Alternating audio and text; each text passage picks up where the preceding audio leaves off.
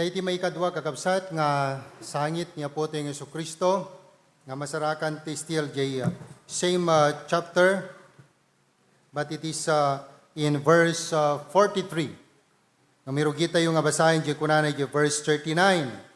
Kat kastoy ti kununana. Kat may sa kadagiti tulisan nga daan na ilan sa iti krus, rabrabnisen na akon kunana. Nusika ni Kristo isalakan mo tabagim, metlaeng ken kastamet kada kami. Ngem di maysa simmungbat ket binabalaw na akinunana uray sika digpay agbuteng ti Dios. Idinto nga adda ka nga ruden iti panakadusa. Tadata ket kinapudnuan na arebbengta nga awaten ti may tutup kadagiti aramid ta ngem daytoy a tao awan ti dakes ngay naramid na. Ket kinuna na ken Apo Jesus laglagi pennak intun umay ka iti pagariam. Ket ni Jesus kinunana ken kuana pudno kunakken ka itanga aldaw makipagyan kanto kanyak ijay paraiso. Ti may kadwa nga makita tayo ditoy kakabsat nga insao ni Apo tayong Jesucristo ay iti suna nga nakabisayot jay cross iti Kalbaryo ket iso detoy favoring cry. Favoring cry. So ito nga makita tayo kagabsat nga daytoy nga tulisan kat naadaan iti pabor iti imatang ni Apo tayong Jesucristo. Haan nga tayo panangidumduma nga mitoy nga makita tayo nga dagitoy dua nga tulisan daytoy maysa ket nakasarak iti pabor wenno parabor iti imatang ni Apo tayong Jesucristo. Anya tinang itundag ken ni Apo Jesus tapno iti kasta daytoy nga pabor ket maited ken kuana. Makita tayo ditoy nga ito'y nga makita tayo, di kunana, Apo laglagi pennak intun umay ka iti pagariam. So dito'y nga makita tayo, di balikas nga kunana, laglagi pennak to kuma, remember me. Alright? Nga dito'y nga agpakpakaasi iti rikna na kagabsat.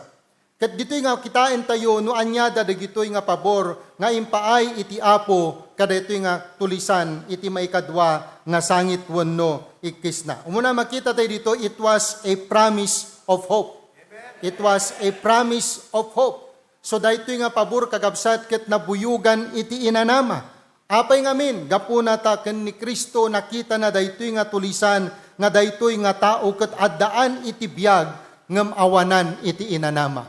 Can you imagine that you are living but without hope?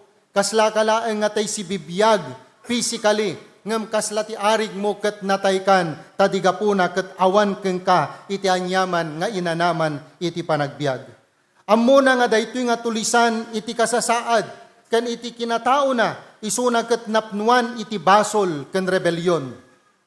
Ammo na nga iti masangwanan na ket umay iti ipapatay. Isut gapuna nga daytoy ket naaddaan iti nananay nga nangikari ken kuana iti inanama. People cannot live without hope. This tip is hopeless of anybody's help and was facing hopeless death. Kat ito nga makita tayo permi nga nakapimpiman ti kasasaad daytoy nga tulisan. Ngamit ito nga makita tayo ti nagdumaan digito'y dua. Nga daytoy may sari na brabak na pailaeng ni Apo tayong Jesucristo. Kas lalaeng daytoy tagtagibasitan na iti kabailan na. Kan kas nalaeng pagdudwaan ti panakabalin na. Ngem daytoy nga may isa nga tulisan, kas panangmingming panangkita na, kan panakamammuna kan ni Kristo, ijay nga makita tayo, nga iti kaungan, iti puso na, rimwar, dayjay na pudpudno kagabsat, nga tarigagay na, kat saan nga nagbain, kat inyesngaw na, iti balikas, kan ni Apo Jesus, laglagi penaktukuma. Kat gapu daytoy kagabsat, ngayon balikas na, ni Apo Jesus, inkaryan na, iti inanama. Inkaryan na iti inanama kagabsat, tapno iti kasta daytoy nga tao, daytoy nga tulisan, nga iti isuna ket napnuan iti basol ken rebelyon, nga iti isuna ket ammo na nga umay ken kuana iti papatay, nabiyagan isuna kagabsat tatigapuna, inikkan na iti inanama nga nagtaod ken ni Apo tayo nga Hesukristo. Panunuten taylaangan iti panagbiag tayo, no datayo ket awanan tayo iti inanama. Iti daytoy nga malam, amok kempatsik kagabsat adu digiti banag nga intayo met pagpaspasaran ket kas praktikal nga panangyaplikar tayo iti panagbiag tayo despite kadagiti amin nga banag nga sangsangwen tayo, daldalanen tayo, ken paspasarin tayo iti panagbiag, kasanuman ti kinasakit na daytoy, how painful, hurting, and hard it may be. But if you know Christ promise and put your hope on Him, everything will be fine because you are assured and promised with the hope from the Lord Jesus Christ. If we are living and feasting in sin right now, just hope in God and expect His forgiveness, and if we will going to humble our lives before Him. If we are living in rebellion and disobedience, madantay latta ko maiti inanama iti apo kakabsat, nga daytoy baban iti tulong ken parabor na ma-overcome to kakabsat, gapu iti inanama nga impaay na kadatayo. No adaan tayo iti problema kadagiti pamilya tayo, relationships that needs to be restored, relationship kakabsat nga dapat nga maintenar iti nananay nga samit na, adaan tayo digiti anak nga natangken iti ulo ken rebelde, hankay kuma nga maupay instead mangnamnama ka iti apo. Just keep your hope alive because everything will all come to pass. Mamati kiti amin na pusok nga daytoy nga inkari niya po tayo nga Jesucristo ki daytoy nga tulisan nga inanama katamok ken patsek daytoy metlaeng iti inanama nga inkarina kada tayo kakabsat. May kadwa nga makita tayo dito, it was not only a promise of hope but it was also a promise of happiness. The thief was deceived. Why? Because he thought that happiness could be found in an exciting and daring life. He robbed, murdered, and other kind of wickedness. Kadagiti gundaway nga isuna ket kabanbanwagan na pailaeng. But deep down, he was empty. He was afraid now, lonely, and all alone. Kastamet kanya tayo kakabsat, nga iti panagbiag tayo, tiamu tayo, iti naanay nga ragsak ket addat kadagitoy nga banbanag, ngam ito'y nga makita tayo, tiki panagpaiswanan na, no datayo kat agmay-maysa tayon, kat adda tayo kadagito'y nga gundaway, kan kastamat kadagito'y nga sitwasyon iti panagbiag. Ito'y nga makita tayo, kan masaludsod tayo, masaludsod ko iti dayto'y nga malam, yan at yan na nandigito'y ibagbagam nga gagayom mo. Yan at yan na dagito'y ibagbagam nga pakasapulam iti ragsak nga numaminsan isupay ti pangisukatam iti nananay nga atensyon mo kuma dapat iti apo ken iti pamilyam. Where were your so-called friends right now? Where your so-called barkadas right now? Where are your so-called chatmates, kapon and video calls right now? Where are your so-called KMLs right now? None, not even one of them. Not even one remained and stayed with you. But God said, I will never leave thee nor forsake thee. Kagabsat iti apo, masursuro tay kuma, nga iti prinsipyo tay iti panagbiag, mapukaw tayo man, dagiti tattao ti aglalaw tayo, nga mitinananay, nga ragsak, nga kaadda ni Kristo, kanya tayo kagabsat, ket santay ko mga isukat, kan santay ko mga isakripisyo, gapulaeng kadagiti apagbiit kan temporaryo nga ragsak nga mabalin nga ited ti banbanag kan dagiti tattao nga ti ammo tayo ket isut paggapwanan tinapudpudno nga ragsak. Happiness cannot be found outside of the Lord Jesus Christ. The thief tried everything. Kas kuna kita tayan, alright, nagbiag isuna, itinananay nga ragragsak, ken amin na kayat na, ito'y nga makita tayo, alain na kunuden na, ngam daytoy kat awan ni Kristo iti panagbiag na, kat daytoy kat nagrigat laeng, pinadas na amin nga digito'y nga banbanag, tapno laeng mapadasa na iti ragsak, but to no avail. Instead, it only worsened his situation until he came face to face with Jesus, the only source of real joy and happiness. Jesus said to him, "Thou shalt be with me." Thou shalt be with me. Be with Jesus is the happiest moment in one's life. You might not be with the famous person that surrounds you. You might not be with the famous K-pop. You might not be able to be associated with these people. But as long that Christ said, He will be with us, that's already a package and that is everything to us. Dagitoy nga kadkadwa tayo, dagitoy nga hanghangaan tayo, dagitoy nga tattao nga ti ammo tayo isut mang parparagsak, kadagiti ang people mang pagpakilig, ngam dagitoy nga tattao awanda kang ka, iti sidong mo, iti sibay mo, iti realidad, iti panagbiag.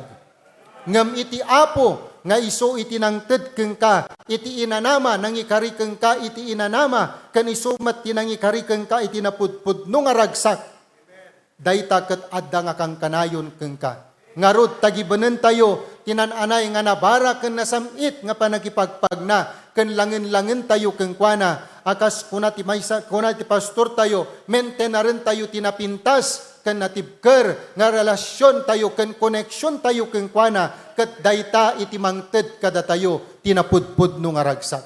Jainal daw aldaw nga panagipagpagna tayo keng kuana. May ikatlo, ito nga makita tayo, it was a promise of a home.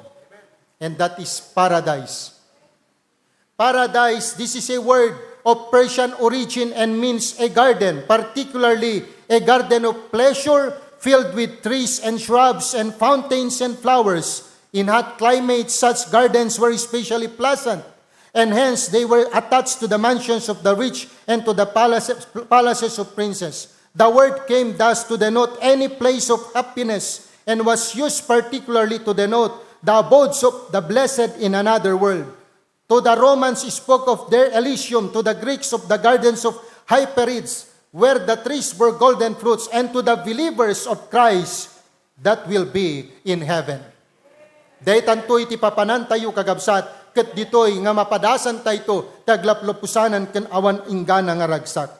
This man had a broken home. He destroyed the future of his wife and the children. His home was messed up. Nga medjay langit, ito nga makita tayo, nga iso iti inkari, iti apo kada tayo kakabsat. Amin tayo, nga anak iti Diyos, kat ito nga mapasaran tayo, iti napudpudno kan aglaplapusanan nga ragsak. Jesus promised to take him to paradise, his father's home.